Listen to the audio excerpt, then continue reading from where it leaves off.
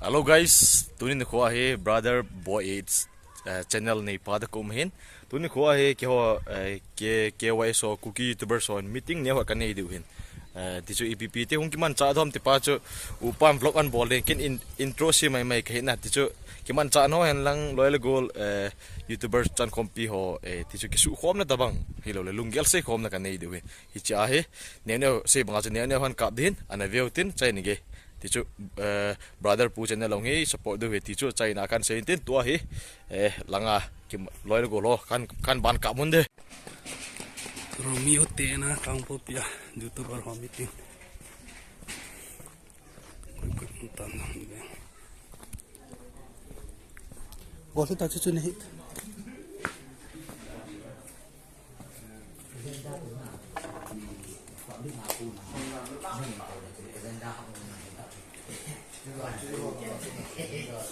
Oke kan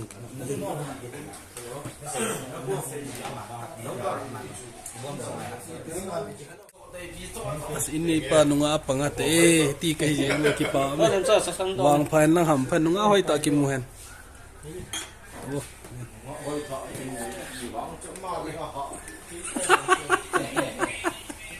on moi ta cái bao mình nao tiêu hồi thì các bạn này căn bản xem mà cái loại con này mình lòng giàu có sao lòng giàu thì cái loại con là tạm tại thì cái vậy nó tạm nó ấy rồi có sao chỉ cái dòng lệ thì cái lung tụ về mình giàu sang thì cái lung tụ về cái tiền mua mình nè cái bao mình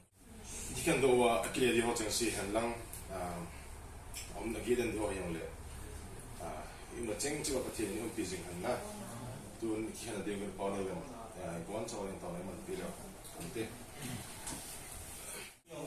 mấy program cái chạy tới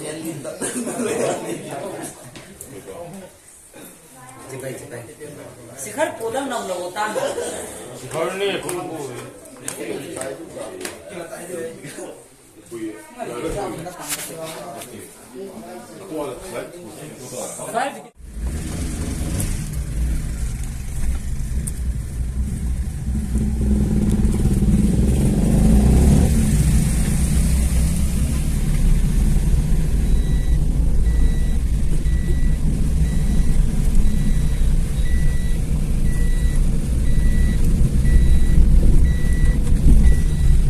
tahi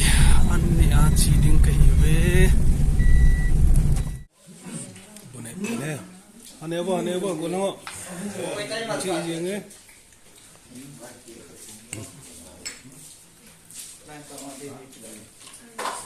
chi em bu ko ne pe ve tu thai jing